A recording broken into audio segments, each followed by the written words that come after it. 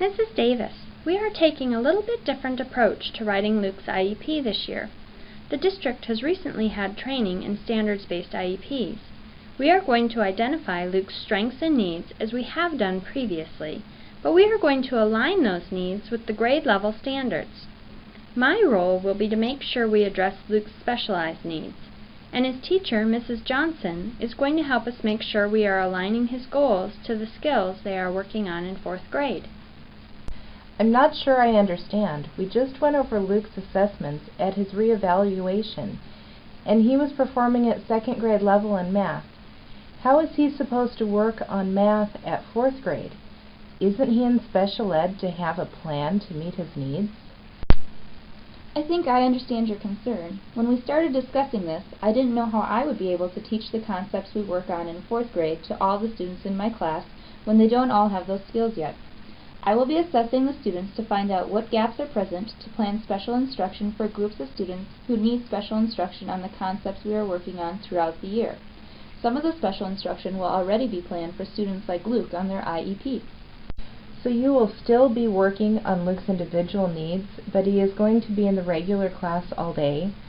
Because I really feel like he enjoys working with Mrs. Paulson in the special ed classroom, and he has been more confident in his math skills and with the strategies he has learned. We will talk about where the best place for Luke to receive his instruction is after we write his goals.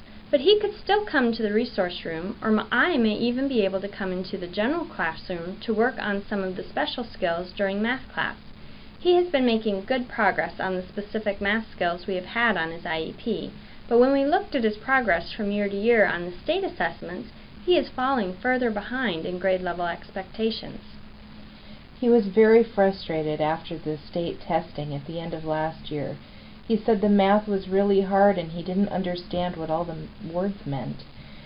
He also had trouble on the items he had to write out how he solved the problems. He wasn't sure how to tell what he did.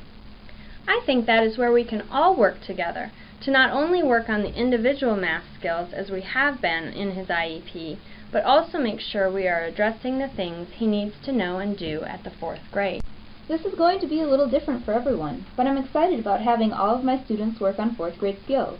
Before in math, I might have been working on adding fractions, but some students would have to work on adding single digits, because that is all that was addressed on their IEP.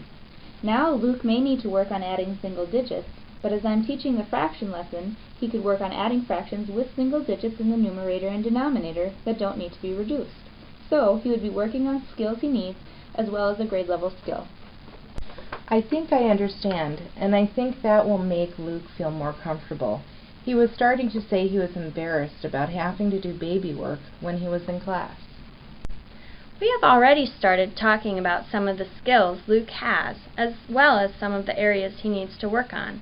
Let's look at some of the data we have pulled together and get started on his IEP by documenting his present levels of academic achievement and functional performance.